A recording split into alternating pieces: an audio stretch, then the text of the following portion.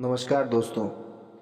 आज हम अपनी पौराणिक सत्य कथाओं की श्रृंखला में बताएंगे कि आखिर धर्मराज युधिष्ठिर ने समस्त नारी जाति को श्राप क्यों दिया।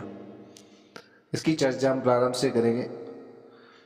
राजा सूरसेन जो यादवों के राजा थे, उनके यहाँ एक पुत्री ने जन्म लिया जिसका नाम प्रथा रखा गया, जिसको बाद में कुंती भोज ने गोद ले लिया। आगे चलकर प्रथा का नाम कुंती हुआ। कुंती वसुदेव की बहन थी, इसलिए भगवान श्री कृष्ण कुंती को बुआ कहकर बुलाते थे। एक बार ऋषि दुर्वासा आए तो कुंती ने ऋषि की खूब सेवा की, जिससे प्रसन्न होकर ये ऋषि दुर्वासा ने कुंती को एक मंत्र रूपी वरदान दिया कि तुम जब जब इस मंत्र का उच्चारण करोगी और जिस भी देवता का आह्वान करोगी तो उस देवता को तुम्हारे सामने प्रकट होकर तुम्हें वरदान देना ही होगा। वो देवता तुम्हें बगैर वरदान दिए जा नहीं सकते और न ही जा पाएंगे। कुंती ने उस मंत्र का परीक्षण करना चाहा और सूर्य देवता का आह्वान किया। सूर्य देवता प्रकट हो गए। सूर्य देवता ने कुंती से वरदान मांगने को कहा, किंतु कुंती ने सूर्य देवता से कहा कि वह तो इस मंत्र का केवल परीक्षण मात्र ही कर रही थी, मुझे कोई भी वरदान नहीं चाहिए। परंतु सूर्य देवता ने कहा कि वे वरदान दिए बगैर नहीं जा पाएंगे, वरदान तो तुम्हें मांगना ही होगा। और सूर्य देवता ने एक वरदान के रूप में कुंती को पुत्र दिया, जिसके कवच और कुंडल थे। कुंती विवाह से पूर्व पुत्र को प्राप्त करने के पश्चात भयभीत हो गई और लोक लाज के कारण उस बच्चे को कुंती ने न चाहते हुए भी कभी गंगा में प्रवाहित कर दिया। बच्चा गंगा के किनारे एक विवाहित जोड़ा को मिला, जिसका नाम अधिरथ व राधा था। उस जोड़े की कोई भी संतान नहीं थी। उस जोड़े ने उस बच्चे को अपना लिया, उसका पालन पोषण किया।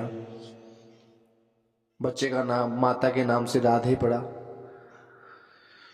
तथा बाद में उसका नाम गुरु द्रोण के कहने पर कर्ण रखा गया।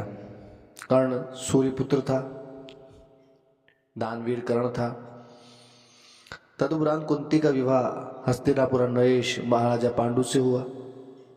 महाराजा पांडु का एक और विवाह राजनीतिक संबंध के कारण माद्री से हुआ, जो मद्र नरेश की बहन थी।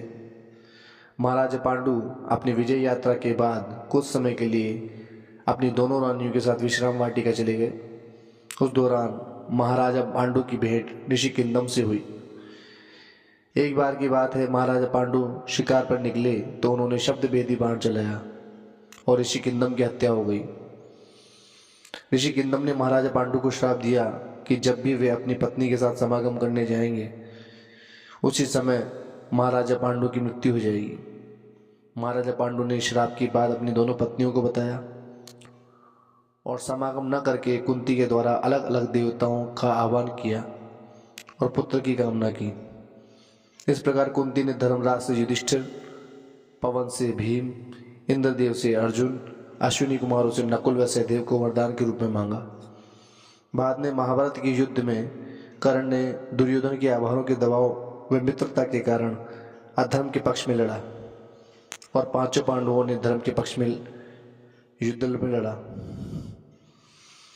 केवल मात्र कुंती, भगवान श्री कृष्ण और कर्ण जानते थे कि कर्ण स्वयं कुंती का सबसे बड़ा ज्येष्ठ पुत्र है, परंतु यह सब रहस्य पांडवों के किसी भाई को पता नहीं था कि कर्ण कुंती का ज्येष्ठ पुत्र है। यदि युधिष्ठिर को इस बात का पता होता कि कर्ण उनका सबसे बड़ा ज्येष्ठ भाई है तो युधिष्ठिर अपने इंद्रप्रस्थ का सारा राजपाट कर्ण को दे देते, परंतु ना तो कर्ण ने और ना ही कुंती ने इस रहस्य को पांडवों से साझा किया।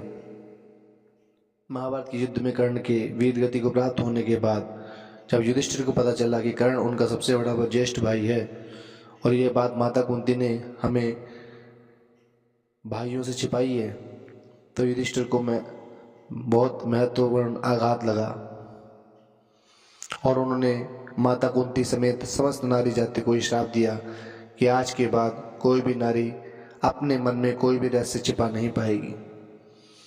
इस प्रकार ये सत्य पुरानी कथा समाप्त होती है और इसी आधार पर धर्मराज युधिष्ठिर ने समस्त नारी जाति को श्राप दिया।